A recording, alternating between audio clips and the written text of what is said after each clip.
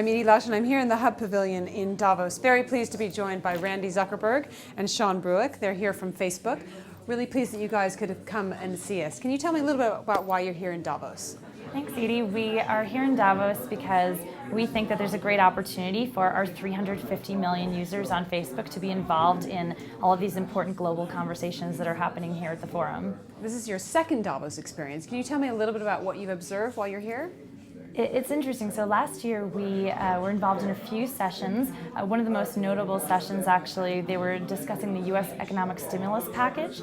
And as some of the thought leaders in the area were discussing it, right above their heads we were running a live poll of Facebook users. And the people on the panel were talking about how the economic stimulus package was definitely on track. And above their head, 125,000 users on Facebook almost unanimously said no, it wasn't on track. And it really changed the direction of the panel discussion when they looked up and realized that the rest of the country didn't agree with them. So we were invited back this year. It was a pretty powerful example, and we were invited back this year to expand to more global issues, such as India and what the world expects from India, and then also looking at global gender issues. Tell me a little bit about how Facebook's online polling has influenced the panels here at Davos, and specifically the India panel that you guys did. Sure. So the panel focused around two questions. One is, what did the world think of India, and what does India expect from the world as it grows and develops? So we did two sets of polls. We asked Indian Facebook users the question about what India should expect from the world, and we asked the rest of the world what the rest of the world should expect from India. But some of the panelists brought up a very interesting question, which is, well, what if we asked Indian users what the rest of the world should expect from India? And there was sort of a moment where we said, well, that would have been a great idea, too bad we didn't think about it ahead of time. But what's so great about these Facebook polls, we are able to actually deploy the poll, get 3,000 respondents from India in a matter of a couple of minutes. And so we're able to provide that data right back, and it really informed the rest of the discussion. Yeah, so real time from the panel, Sir Martin Sorrell actually threw out to us asking, hey, we have another question on the spot. And from the audience, within a matter of minutes, Sean was able to open up his computer, run the poll to Indian Facebook users, and we received over 3,000 responses in a few minutes.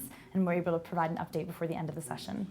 How does what Facebook is doing with online polling change the game in terms of what other competitors of yours are doing with online polling? Well, we've done a lot of work to see whether the results on Facebook are reflective of sort of more scientific type polling. The remarkable thing is Facebook has grown to be so big and so diverse. The data actually matches up really well. We've compared ourselves against things like Obama's approval rating that Gallup asks every day. Yeah. I think it's pretty powerful to get the data back right away. It really changes how you can make decisions based on that data.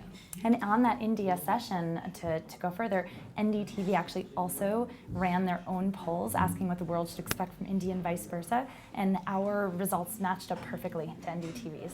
So where are you guys going to go next with this idea? Well, I think the great thing, right, is it's so easy, it's so fast, it's so scalable. Really anywhere Facebook users might want to participate and share their opinions, or people want to hear from kind of the world out there. It's a perfect opportunity.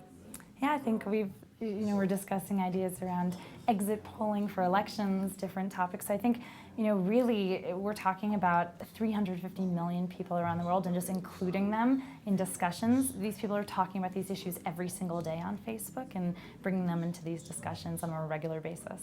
Sean and Randi, thank you so much for coming into the Hub Pavilion here in Davos. It's been an absolute pleasure, and thank you very much for joining us, and I'm Edie Lush.